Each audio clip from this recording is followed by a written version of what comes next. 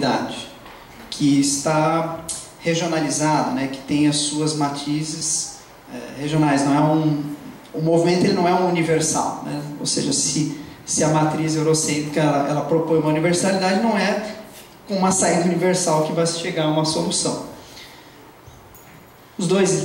As duas capas aí dos livros de Desobediência Epistêmica, do Mignolo.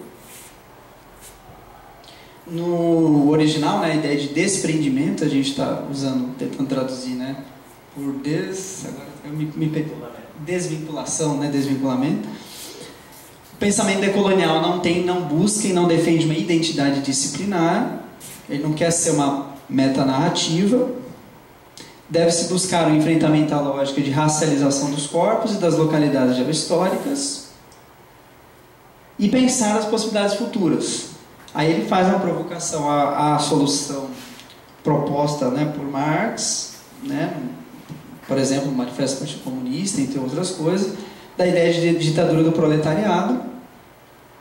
E a provocação que ele faz é que é um projeto que mantém a mesma lógica, mas que muda o conteúdo. Em vez da concentração de poder nas elites capitalistas, a concentração se dá nos intelectuais representantes da classe trabalhadora. Então ele tenta opor isso aqui a isso, né?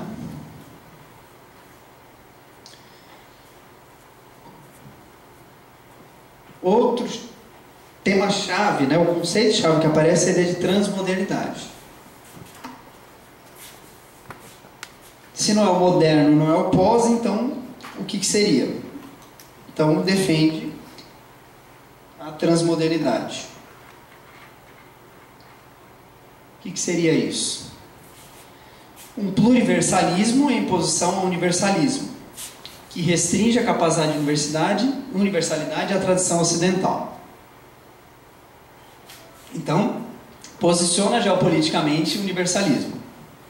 E o restringe, olha, ele é geograficamente situado. A transmodernidade também é um projeto utópico que, ao invés de completar a modernidade, centrada na Europa, né, e a impor ao resto do mundo, busca uma multiplicidade de respostas críticas decoloniais, desde as culturas subalternas e o lugar epistêmico dos povos colonizados em todo o mundo. Então, de novo, veja, lugar epistêmico, lugar epistemológico, subalternidade, e aí entra naquela questão das bolinhas, né, da alteridade. Pensamento moderno ocidental, um pensamento abissal. Aqui veio, então, né, de novo, eu comentei, agora veio a conceituação aqui. É um sistema de distinções visíveis e invisíveis. As distinções invisíveis são estabelecidas por meio de linhas radicais que dividem a realidade social em dois universos distintos, o deste lado da linha e do outro. Só que essa divisão ela não é só, né, ela não tem um reconhecimento equilibrado entre as partes, né? O outro lado da linha desaparece como realidade, torna-se inexistente e é mesmo produzido como inexistente. E aí ele vai dizer, né, o Boaventura não existir sobre qualquer modo de ser relevante ou compreensível. E aí, a partir disso, a ideia de um pensamento pós-abissal, que rompa os modos ocidentais modernos de pensar e atuar e que confronte a monocultura da ciência moderna com uma ecologia de saberes.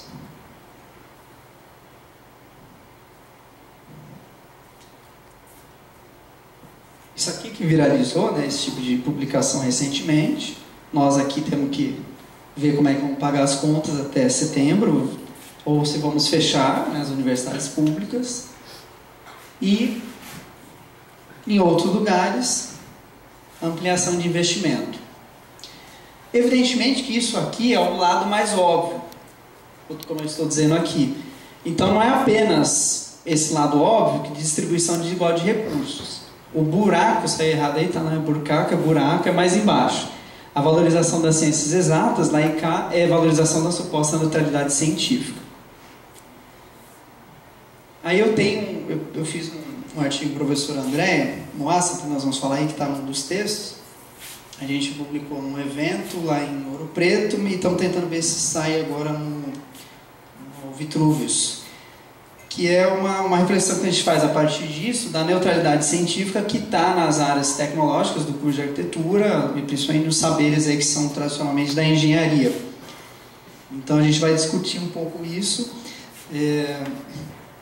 A ideia de que, outras disciplinas, por exemplo, em curso de arquitetura, elas de alguma forma já conseguem fazer uma reflexão sobre isso, né? Então a gente consegue em muitos ateliês ou disciplinas de história ambientar, né? Entender que, por exemplo, não dá para ficar falando de história europeia em disciplinas de história de arquitetura, né? Que é preciso pensar outros territórios e tudo mais. Os ateliês, de alguma forma, a gente tenta também, nos projetos, fazer, né, ambientar nas localidades, nas regionalidades, enfim. Entretanto, quando vai falar de sistemas estruturais, quando você vai falar de, enfim, uma série de outros processos aí, em que esse discurso da neutralidade científica aparece, a questão das ciências matemáticas, enfim, aí esse universal, ele não tem qualquer... ele não é um conhecimento situado. Ou seja, tem que se dar, se a gente acha hoje absurda a ideia, e que já não foi, né? Em muito tempo nem se estranhava isso, mas hoje se estranha que dar um ateliê de arquitetura, uma disciplina de história de arquitetura aqui na UFBA e na Unila são coisas diferentes, mas quando se trata de falar de sistemas estruturais é tudo igual. Né?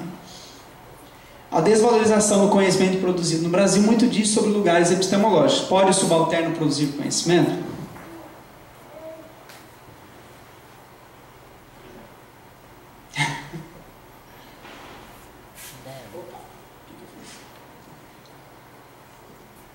Muito bem, também o professor Lanaro já discutiu isso com vocês, sobre a colonialidade de saber, essa questão do idioma, da língua.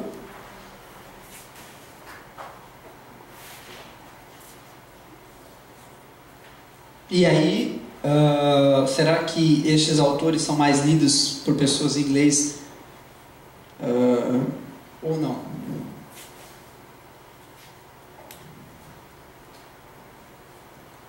E aí, né? Pode? Peguei aqui, ó, recente, ó, 14 de abril. Sorbonne publica livro de brasileira sobre o cantor e compositor Belchior. Se a França descobriu, o Brasil precisa descobrir as pesquisas densas da pesquisadora Josi Teixeira.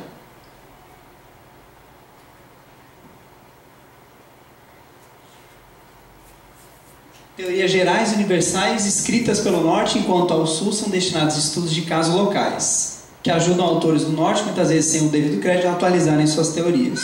Então isso é colonialidade, para além da obviedade de distribuição desigual de recursos.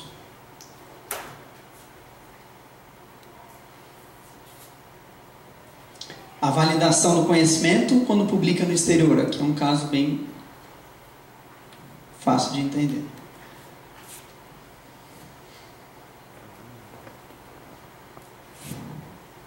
E aí, né? Aqui, um exemplo de dois brasileiros. Volta só no slide dos livros.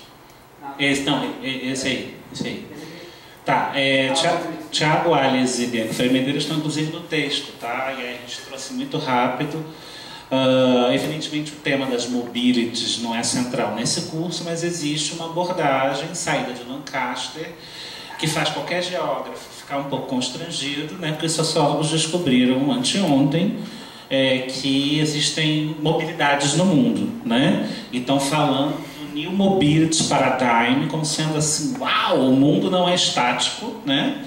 É uma coisa que me impressiona muito, né? E para a Bianca, que é minha amiga, socióloga, é muito importante ter uma abordagem que fale de movimento, né? Que a sociologia é muito estática. John Ury foi, inclusive, supervisor de pós-doc dela, né? Morreu recentemente, era uma pessoa realmente muito querida, mas é o John Ury que será sempre o considerado o formulador da teoria principal. O John Ury, Mary Scheller, que é americana, Monica Buscher, que é alemã, que mora em Lancaster, que é o local de origem dessa teoria, né, digamos assim, embora tenha uma rivalidade com os americanos. E a Bianca, por exemplo, vai escrever um livro sobre mobilidade da Rocinha, né, do turismo da Rocinha, que é esse que está aí, que ela primeiro publica em português, aí ela precisa publicar em inglês, na expectativa de ser ouvida, que não é um estudo de caso, é mudar a teoria. Né? No momento em que ela fala que existem imobilidades na América Latina, que eles não estão prestando atenção, isso não é um estudo de caso. As imobilidades são muito mais importantes na América Latina do que as mobilidades. Né? Não é um estudo de caso, ela está reformulando a teoria ao fazer isso. Tá? Só que isso não é o suficiente para ela, mesmo escrevendo em inglês, a ser alçada a uma autora do cânone do Mobility. Ela não se torna canônica por conta disso. Ela continua sendo Bianca from Brazil, speaking from Brazil, né?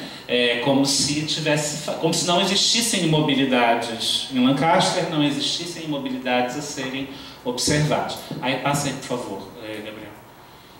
Bem, mais um, só para dizer quem são eles. E aí no texto, o que essas pessoas são obrigadas a fazer tentando serem líderes, né? E que nós somos obrigados geralmente a fazer, e acho que o Tiago e Bianca, o Tiago também é professor da USP, da área de turismo, eles precisam viajar muito, né, para criar conexões, o que é ótimo na perspectiva da Luciana, daquela aula, é ótimo viajar muito, tá? Mas isso também demanda tempo, agenda, recurso, né? Criar novos espaços de interlocução, que se eles não criam, não haverá. Eventos, dossiês, coletâneas, entrevistas e resenhas sobre os autores principais de lá, para que eles sejam conhecidos aqui, para que eles possam também começar a dar aula, né? E ter textos em português sobre a teoria que eles valorizam. Começam a pensar a teoria pelo Sul, o que evidentemente é interessante, e começam a publicar o mesmo trabalho, ou versões do mesmo trabalho, ao mesmo tempo em português e inglês, por exemplo. Isso é um esforço, eles falam assim, eu não era ouvida na minha área, quero ser ouvida. A minha pergunta é se é de fato ouvida, né? Essa mostra a próxima. Sim, pela tabelinha. E aí eu fiz essa tabela para um trabalho que era de um livro chamado Brazilian Mobility, que eu já falei aqui sobre ele, que mostra que mais de 30% da produção do Tiago e da Bianca é escrita em língua inglesa, né? Um terço do trabalho deles é escrito em língua inglesa, e olha as quantidades, assim. A Bianca tem um total de 120 produções em 12 anos, né? É algo massivo, não é algo insignificante. 10 por ano. E um terço disso é inglês. Tem textos dela comigo, que é isso, né? A gente escreveu primeiro em inglês, traduz para o português, ou vice-versa, nessa esperança de circular mais e sermos ouvidos. No entanto, não é o que ocorre. Assim, a produção do conhecimento como produção de centro e periferia vai relegar a Bianca e Tiago sempre à produção de periferia. Eles são aqueles que leram o cânone e estão fazendo uma contribuição de um estudo local. Agora, o estudo feito em Lancaster sobre Lancaster não é considerado estudo local. O estudo feito em Nova York sobre Nova York, acho que é onde está a Mimi Scheller, não é considerado um estudo local. Um estudo da Mimi Scheller americana sobre o Caribe não é considerado um estudo local, porque a Mimi Scheller é americana. Agora, se a Bianca fizer um estudo sobre o Caribe, vai ser um estudo local. As posições já estão dadas. E por mais que, né, seja legal viajar, aprender outra língua, aquela discussão que apareceu aqui, o que importa não é o que a gente tem que fazer, é o que eles não fazem, né? É inimaginável pensar John Ury passando parte de sua vida acadêmica, traduzindo um terço de sua produção para outra língua, na esperança de ser mais ouvido.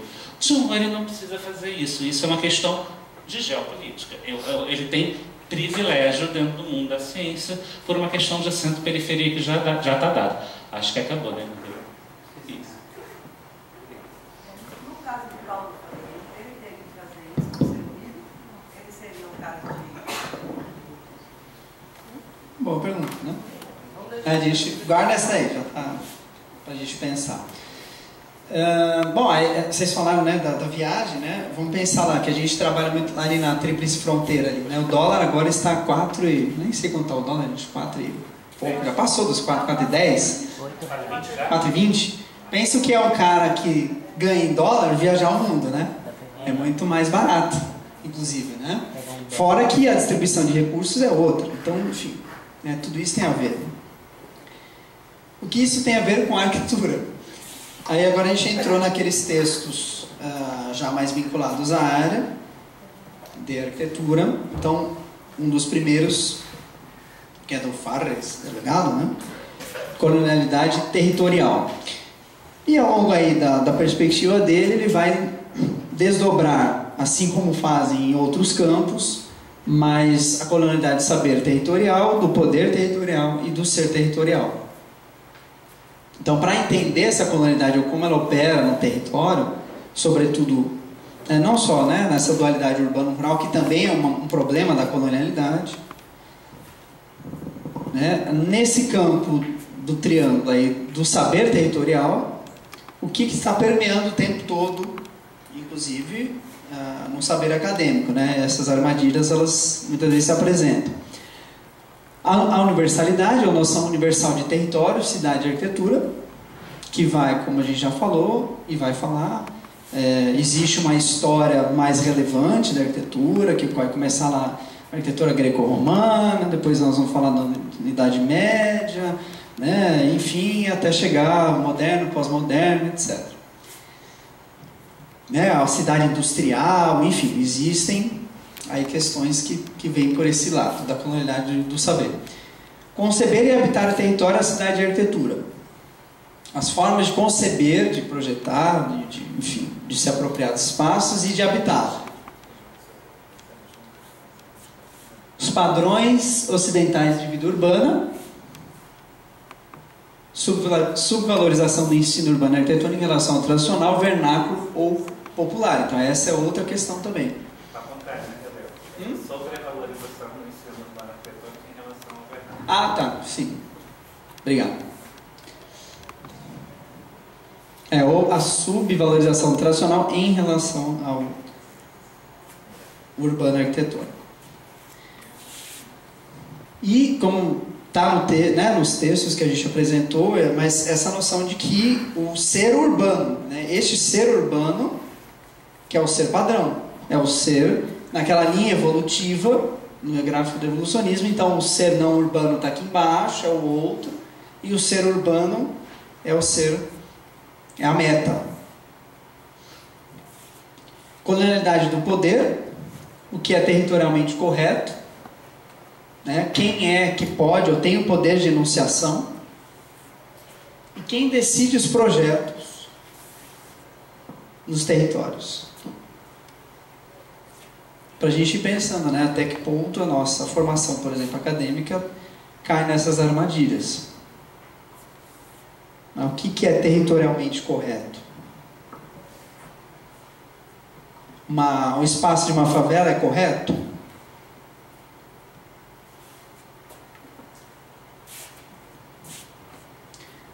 É isso, né? Ou apropriar-se verticalizar a primeira faixa litorânea de qualquer capital brasileira é uma forma territorialmente correta de se apropriar dos espaços?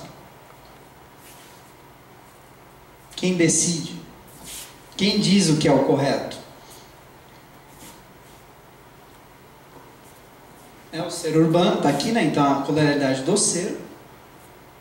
Então viver a vida, o sinônimo de vida, o que é a vida ideal, é a vida na cidade. Isso é colonialidade do ser, com o seu desdobramento territorial. Então existe uma forma de ser que ela é hegemônica, que ela é predominante e que ela se coloca como neutra e universal.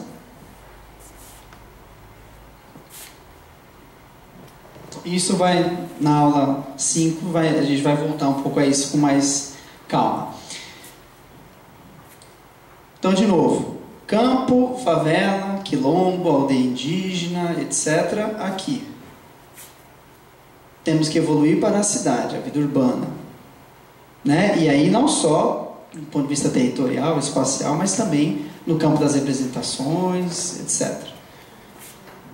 O mundo rural, né? Então, estou pensando, por exemplo, as relações do agronegócio com ou a mesma agricultura familiar, etc., mas que pode ser encaixado aqui, né?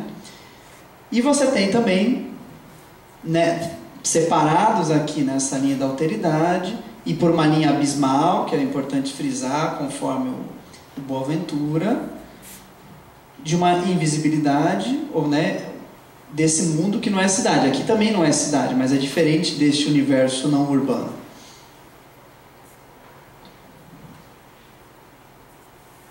E frequentemente, e tanto é invisibilizado que é comum no Brasil todo, inclusive na América Latina, né, em outros países. A gente tem lá orientandos, alunos lá, estou orientando atualmente um aluno do Equador, por exemplo, em que a política habitacional lá, assim como Minha Casa Minha Vida, não consegue ainda, né, em muitos casos, lidar com essa forma de conceber o espaço, de conceber o território, de se apropriar do espaço do território, enfim.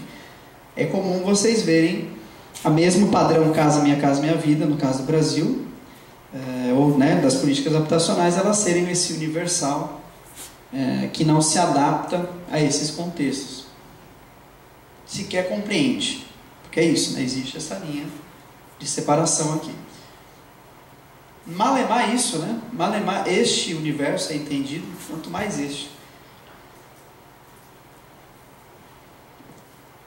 Outra provocação que Delgado faz colocando uma perspectiva histórica, qual é o papel, e esses são os cânones, né, dos estudos de arquitetura, por isso acho que vale a provocação.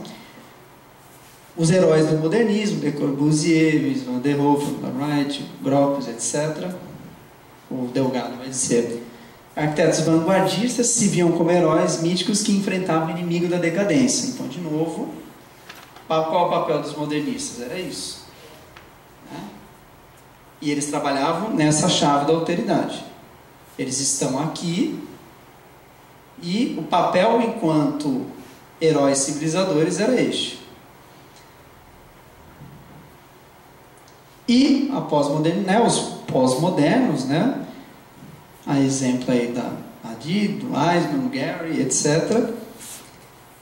Segundo ele, esse distanciamento, né, qual o distanciamento? O distanciamento daquela geografia, daquela situação, daquele local. Né, esse universal aqui dos modernos, né, que no próximo slide já vai mostrar, mas só pensar no Dano Vozan em Paris, é só pensar o que é a arquitetura funcionalista, essa estética universal funcionalista, né, do modernismo, era um universal claramente colocado como tal, né?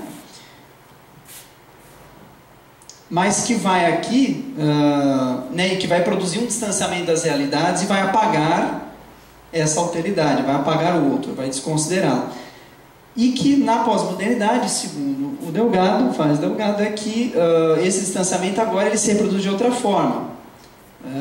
Agora há uma singularidade, mas que se converte em obras autorais, né? Arquitetura Star System, marcas independentes dos contextos locais. Então é só pensar, acho que o caso mais emblemático aqui é o do nosso amigo Frank Gehry. Tem até aquela brincadeira que os Simpsons fizeram com ele, né? Amassa o papel é a obra, né? E joga lá, né? Então, os museus dele ou outras situações em que isso é colocado em questão. Nós vamos falar sobre isso na aula 5. Né? Ou seja, não é menos distante da realidade, ainda que operando numa outra chave, com outros mecanismos e com outros significados, em algum sentido até quase opostos em alguma medida aos modernos, mas não menos portadores de colonialidades, né? Então aqui a ideia de tábula rasa. Então acho que para quem discute pela chave, né, do historicismo, enfim, a relação que os modernos estabelecem com o território histórico, né, é uma tábula rasa, é a negação. E esse procedimento ele não é só na periferia, ele também é no centro, ainda que de formas muito distintas. O ensino da arquitetura e geografia concebe o intervir no espaço ainda o entendendo sob a ótica positivista, cartesiano, matemático e geométrico. E essas outras questões, né, contextuais de gênero, raça, desse saber ambientado, né, localizado, são periféricas, né, quando não nulas. Quem já leu, quem se apropriou dessa discussão?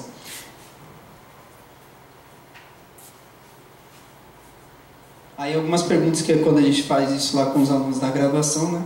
Professor, tem diferença num projeto, seja ele qual for, por exemplo, feito por uma mulher e por um homem? Aí alguns alunos conseguiram chegar a algumas respostas, por exemplo, estudando essa questão de gênero, a gente percebeu, por exemplo, quando uma mulher planeja um espaço público, ela está atenta a algumas dimensões que geralmente os homens não. Então, por exemplo, a questão da segurança e iluminação noturna, né?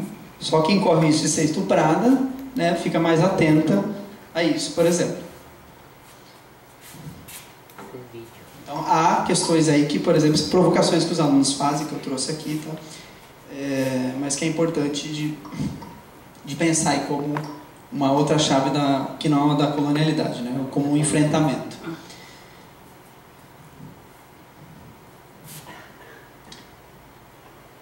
Outras disciplinas modernas coloniais, majoritariamente branco-burguesa, sendo raro nomes mulheres afrodescendentes, descendentes de indígenas, latino-americanos em geral. E aí? Para depois a gente tentar enfrentar essa questão também. Meio termo?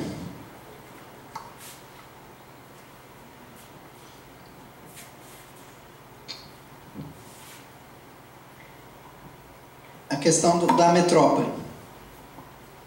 Quantas cidades brasileiras a gente consegue entender na chave da metrópole? Acho que dá para contar nos dedos. Né?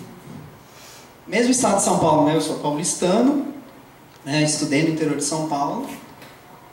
Como é que a gente tentava entender as cidades lá? Muito bem, eram cidades que vieram, muitas delas, na esteira do café. Então, as ferrovias se expandiram no território paulista, etc. E aí formaram as cidadezinhas, algumas depois viraram entrepostos, sei lá, Ribeirão Preto, outras Campinas, né, quem conhece São Paulo. A gente poderia fazer outros paralelos aqui no estado da Bahia. Mas, sei lá, o estado de São Paulo tem 600 e poucas cidades. Metropolitanas, quantas a gente consegue explicar? E mesmo São Paulo, né? Só pegar lá o Nicolau Tchevchenko, né? E quando ele estuda a metrópole, né? A formação da metrópole. São Paulo é bem distinta, né? Os processos de formação territorial, mesmo em São Paulo, de outras metrópoles, né? Paradigma da metrópole industrial central no ensino de geografia. Léo, você não está bem? Nos ensinos de geografia urbanística se relaciona a origem de poucas cidades latino-americanas. E isso aqui a gente vê aos baldes, a rodo, né? Como é que, até quando, como diz o Marcos, desenharemos, né? E aí colocamos aí em espanhol, né? Para colocar, né? Salientar um pouco essa ideia de um desenho numa acepção mais ampla, que a gente vai discutir na aula de quarta-feira. A vida de negras e indígenas latino-americanos a partir do quarto de empregada.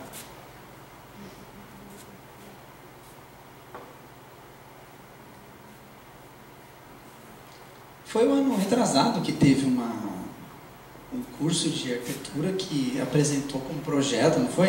Era uma mansão. Era uma mansão, né? Que tinha não sei quantos empregados pela FMG. FMG. Na verdade, é circular no Facebook. Sim, né? né? Diversas outras fizeram. Aí vamos um pouco para a questão do patrimônio, mas veja, e aí tem a ver com o anterior, veja que para nós, para entender o território né, na chave moderno-colonial e a colonialidade territorial daí que se deriva, é mais né, para nós explica melhor, ou a gente consegue entender um pouco melhor, quando o empreendimento urbano, as formações urbanas, principalmente do período colonial, mas não só, é a forma, uma das formas em que se materializou o próprio processo de colonização. Então, a nossa cidade, né, os nossos empreendimentos urbanos, eles são empreendimentos coloniais, né, decolonização. E que tem um rebatimento na questão da memória do patrimônio. Memória Oficial e Monumento, Lago Peroinho, Forte da Barra, Casa da Câmara, entre outros tantos exemplos de cidades ou centros históricos que simbolizaram ou funcionaram, né, como auxiliares, né, ou peça-chave no processo de colonização. Né, a produção de um discurso, sentido, né, que atribui e constrói realidade, dispositivo de produção de verdades, em que, uma vez que o espaço é categoria política, sua demarcação é prática de poder, da escala da casa e do lote à cidade. Né, cada um desses casarões sobrados, etc., aqui, né, com certeza isso aqui não é uma senzala, né, isso aqui não pertence a um negro. Né, isso aqui eram pessoas que tinham, né, um significado social para a sociedade no momento que foi construído, que era outro. Então não é só nessa ambiência urbana, né, dessa conformação, né, mais ampla, mas também mesmo no nível do lote.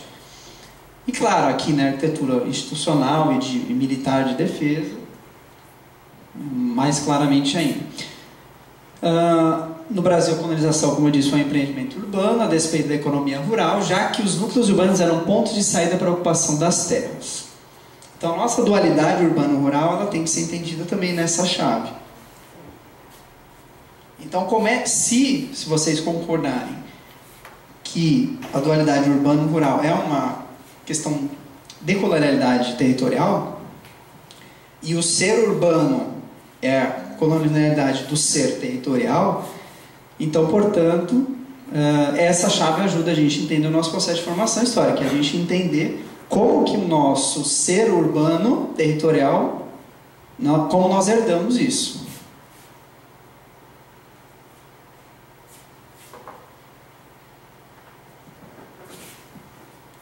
Né? Quem é que não está na cidade? Ou os que, né, o outro, né, essa alteridade, né, essa linha abissal, como é que ela se apresenta aqui na cidade e como é que ela se apresenta também lá no campo. Então eu acho que tem um poder explicativo, né, a noção de colonialidade territorial, nesse quesito muito interessante. E a professora Andréia tenta chamar a atenção nisso, como isso vai ter um desdobramento, um rebatimento até mesmo na questão aí dos bens.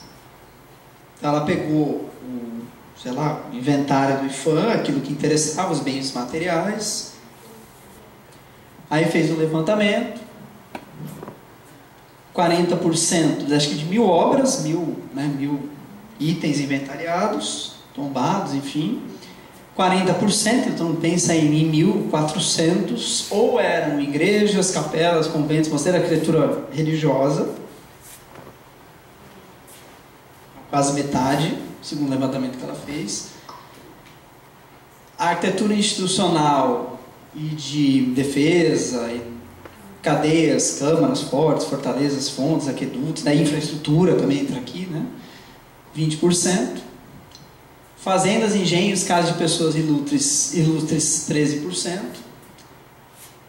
Conjuntos urbanos respondendo por 25%, e lá com aproximadamente 1, ou seja, de 1.000 é 10, né? Estaria aqui 2 quilombos, 6 terreiros, uma senzala, um museu de magia negra. Então, como é que o que é o monumento e o que é o não monumento? A linha abissal está aqui também, né? Ainda que aqui houve algum nível de reconhecimento, né? Porque no geral a grande maioria nem aqui está. É uma pena que a gente não trouxe, eu precisaria ver no artigo lá, acho que ela não fala, mas quem são estes aqui e de repente entender por que eles conseguiram entrar nessa, por que eles saíram da linha abissal e conseguiram aparecer aqui. E isso tem muito a ver com esse processo aqui. Né? Quer dizer, a colonização como um empreendimento urbano, sim. Né? Esses elementos aqui que compõem essa paisagem, que compõem esse espaço, esse território, né? Estes são os que aparecem aqui.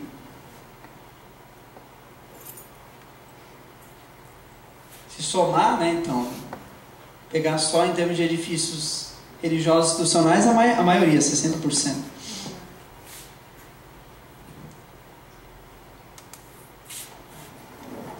Sim, acho que já estamos acabando aqui. Falta acho mais uns 2 slides. A arquitetura objeto na cidade cenário, que é a forma como a Andreana vai chamar a atenção aí. E como é que entra no nosso problema central aí da desobediência epistêmica da aula de hoje, da geopolítica do conhecimento e a arquitetura. Vai dizer o Faes Delgado: devemos promover uma justiça epistêmica perante as ausências.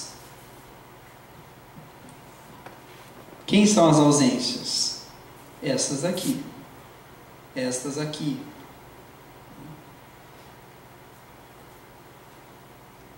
A reflexão da preservação do patrimônio arquitetônico e seu vínculo com o poder historicamente instituído não deve se voltar para a sua desvalorização ou substituição. Então aqui também está uma outra possibilidade de entender. Nós não queremos necessariamente tirar isso daqui. Né? O que se quer nesse quesito, ela defende, é uma ampliação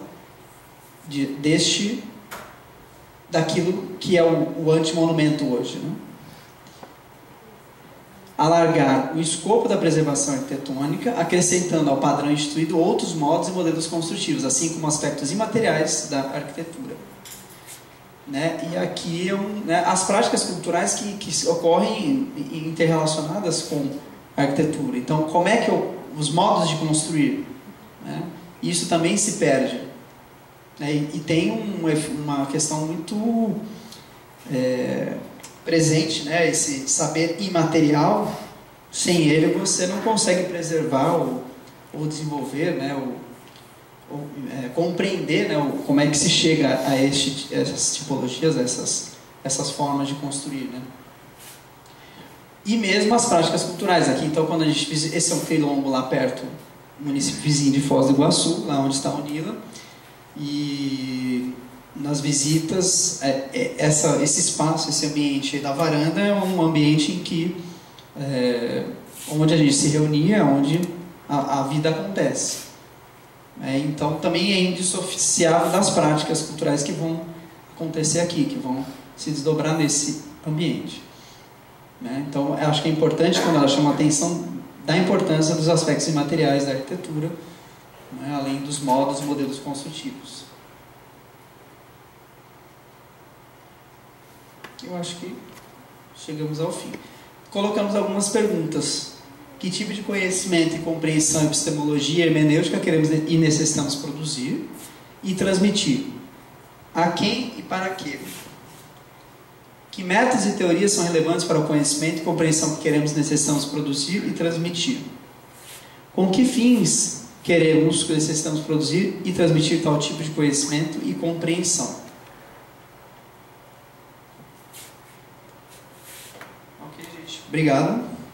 Vou deixar nesse slide para vocês, a gente pensar também nessa e outras perguntas. Ok? Obrigado.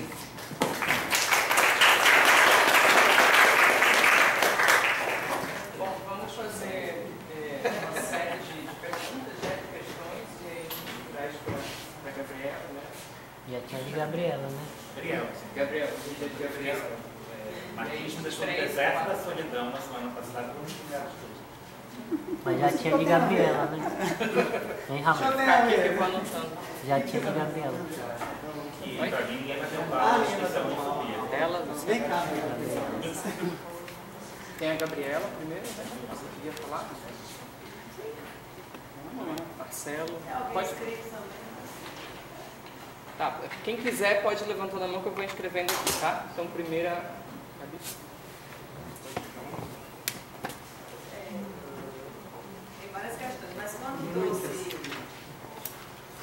colonialidade da língua, né?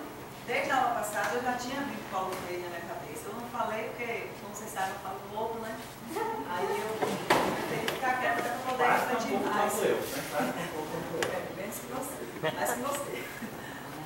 Mas aí eu fiquei me perguntando, Paulo Freire, será que ele precisa traduzir os textos dele para inglês para ele ser lido?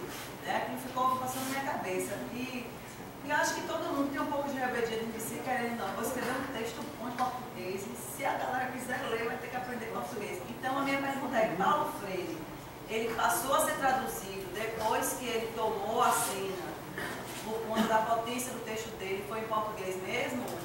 Vocês têm alguma fala sobre isso? E por fim, como eu trabalho com saneamento básico, e na pergunta que eu te fiz na última plenária, eu te fiz 2 perguntas. Mas como o tempo já estava muito exíguo, né? Ficou na primeira e eu me dei por... Mas tem essa questão da repetição da imagem, e aí eu acho que ela não está só na questão da mídia, das imagens, né, de celular ou de filmes, mas uma imagem de paisagismo, por exemplo, o eterno jardim que só vai ser bonito se ele tiver aquela graminha com aquela raminha vermelha, né? E que isso vai se reproduzindo. E como eu trabalho com saneamento básico, e aí como é que você pensa então um saneamento básico que dialogue mais com uma cidade sensível à água, se você enxerga como boa a paisagem da natureza, uma paisagem organizada, sem abelhinha, sem nada e nada que te toque, que saia da simetria do eurocentro, né? Abelhinhas. Eu tentei plantar um jardim na escola dos meus filhos, mas as mães começaram a reclamar porque tinha uma abelhinha no jardim. A diretora foi lá, depois do trabalho todo feito, tirou tudo. Porque a gente ignora que os insetos são fundamentais para a gente existir, né? A gente prefere se afastar deles. E por fim, acho que isso tem a ver também com aquelas arquiteturas, né? Eu sou do Instituto de Permacultura da Bahia e a permacultura ela justamente trabalha com esses conhecimentos que não estão valorizados dentro das instituições formais de ensino. E por isso que, de alguma maneira, eu acho que a gente está dentro da diferença do eu, né? Por isso que eu disse aqui. E o entorno, né? Que essas casas todas, elas são menores, mas elas têm uma interação e uma copertência com o ambiente natural de um nível, assim, de necessidade para existir, que eu acho que às vezes isso nem passa dentro de um aspecto fundamental de entendimento daquela bioarquitetura, daquela expressão de abrigo, né? Que no final é abrigo, é água, é alimento e é energia. No final é isso mesmo para todos os seres desse mundo. Se não tiver isso, o resto não dá. Na verdade, uma verdade, aquele quadro que você mostrou que tem um livro na cidade, foi uma elaboração de você, quadro? Não, isso foi pego, tá disponível mesmo na internet. Pode depois passar com o nome, né? A gente já está tranquilo, eu passo. Foi Põe lá na vida, né? Você colocou recentemente no embate contra Paulo Freire, alguém noticiou aí que ele é a terceira mais livre. Por aqui, ó, não sei se bom, eu não sei se é uma pergunta ou se é um espaço para a gente construir junto. Vamos lá, pode ser. Então, organizando o último Corpo Cidade, a gente se deu conta de como nós tínhamos essa necessidade de graficar tudo para nos comunicar com o pessoal de dança. Nessa elaboração, a gente acabou vendo que a gente tem uma linguagem muito própria, gráfica, que para o pessoal de dança isso não fazia o menor sentido. Então, quando eu vejo aquela de novo, hoje me despertou um pouquinho de incômodo naqueles 2 gráficos, do evolucionismo da alteridade. Um que tem específico assim, embaixo indígenas africanos e em cima tem modernidade. E aí eu fiquei me dando conta de que, por exemplo, o esforço que eu estou tentando fazer é de demonstrar que na concepção da modernidade Você quer qual mesmo? Você falou? que tem assim, indígenas africanos. Tá. Conhecimento, que é essa diferença. São 2 perguntas mesmo. Vamos lá, mas pode continuar. Então, na concepção de modernidade que eu estou tentando criar, todas essas imagens, elas constituem a modernidade, ou seja, e não há modernidade sem isso. não há modernidade sem uma apropriação dessa vida, dessa visão de mundo africano, dessa visão de mundo indígena, dessa visão de mundo oriental. Não há como separar, como está aí. Apesar de entender que graficamente vocês estão comunicando que o discurso separa, mas é impossível separar isso, até porque todo o discurso moderno ele vai se apropriar dessas linguagens, isso vai estar expresso, isso de alguma forma sobrevive, tá? Então, isso é uma questão assim, que eu acho que esse gráfico hoje me incomodou muito, assim, né? E acabando por reafirmar alguns lugares que a gente não precisa, assim. Eu acho que é muito mais potente a gente demonstrar que esse conhecimento eurocêntrico ele se apropria dessas visões de mundo, as solapa, as recalca e as apaga, do que reafirmar esses lugares evolucionistas assim nesse sentido. Porque eu acho que quando a gente vai passando de um slide para o outro, isso vai ficando meio que no subentendido. Eu acho que essa tensão e esse solapamento não pode deixar de existir na nossa fala. E a segunda, tem uma segunda que eu ainda não entendi, foi muito rápido e provavelmente eu vou precisar rever talvez o vídeo, passar daquilo que você estava falando de novo, desse conhecimento moderno, para o fazer colonial verdadeiro. Aquilo para mim, eu não consegui acompanhar essa passagem e acho de novo aqui, o conhecimento moderno vai se olhar para essas coisas e mesmo que elas produzam olhares pejorativos, preconceituosos, elas constituem essa modernidade também. Então me preocupa a gente achar que nesse momento de 2019, nós decoloniais vamos olhar agora para esses lugares com olhos justos. E daqui a 50 anos alguém vai dizer, olha como eles eram, né, como eles estavam olhando para as mesmas coisas e ainda não deram conta dessa complexidade. Então tem de novo, eu acho que essa dimensão, que eu acho que é uma pergunta que ela fez, assim, né? Nós todos ainda fomos moldados dentro de uma sociedade colonial, nós reproduzimos colonialidade e colocar nesses lugares, às vezes, invisibilizam nossas próprias violências, tá? Epistemológicas, enfim. E por fim, ainda nesse sentido, por exemplo, quando você fala da preservação, né? As missões antropológicas lá do século XIX, pós partilha da África, o que é que elas eram? Elas eram tentativas de salvaguardar as culturas que estavam em extinção dada a violência colonial. Então, qual o sentido da gente pedir preservação dessas culturas hoje dentro de uma instituição patrimonial que, de alguma forma, museifica e mais tira de um contexto, de uma prática da vida para dentro de uma institucionalidade que muitas vezes acaba por matar, ou tornar mais um dado, ou tornar mais um número, aparecem os números aqui, às vezes isso me assusta um pouco, assim, a gente pedir. E de novo, eu estou falando enquanto classe essa de arquitetos, que é necessário gráfico, que é necessário número, que só entende a partir desse lugar, sabe? Então, isso me assusta um pouco. Eu acho que, por exemplo, as violências que essas instituições patrimoniais elas fazem ao longo de todos os tempos, você demonstra, mas eu acho que também não é pedido a salvaguarda desses outros tipos de saberes. Eu acho que tem um outro meio termo aí que a gente precisa descobrir o que é. E por fim, outra coisa, quando você mostra o Pelourinho, desculpa estar falando assim, porque eu vou sair daqui a pouco e aí eu vou ter que dar aula. Mas quando você mostra o Pelourinho, eu entendo que o Pelourinho é um espaço urbano colonial, mas assim, você vai no Pelourinho dos anos 70, não dá pra falar isso. Assim, você pega o filme eu não consigo assistir aquele filme, o filme do Miguel Rio Branco. Aquilo pra mim. E a reforma tem uma outra violência, e aí tem. Então, assim, que colonialidade você está falando do Pelourinho? Você vai lá hoje, ainda hoje, aquilo lá é preto, assim. Tem gente negra morando ali, ocupando, resistindo. Então, que lugar é esse que a gente, de novo, sabe? Isso, desculpa falar muito, mas Como é que você chama? Gilson. Eu acho que é uma matéria. Já contentou? Porque justamente nesse último gráfico que mostra a porcentagem de salvamento das outras matrizes, e pensando que, apesar de muito recente, quando eu estou falando de terreiro, tem 35 anos, você pega a palavra de fumar, acho que agora, 35 anos depois,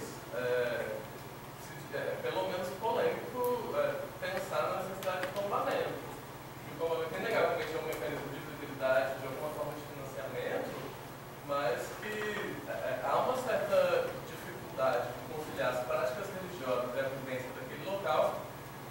com o que é o próprio tombamento, né? As especificações de manutenção e uma outra dinâmica religiosa que rege a arquitetura, o patrimônio, por parâmetros religiosos e em constante mutação, né? E não exatamente históricos e de preservação de matriz. Era só nesse sentido. Vamos fazer o fechamento bem. Só para pode ser. Quem quer? Só para ver se depois eu não me perco. Só para a gente pensar junto. A minha pergunta era uma pergunta mesmo. Peço desculpas, eu saí para ir ao banheiro. Quando eu voltei tinha o Milton Santos ali. Eu não entendi o que o Milton Santos estava fazendo ali. Então é uma pergunta mesmo.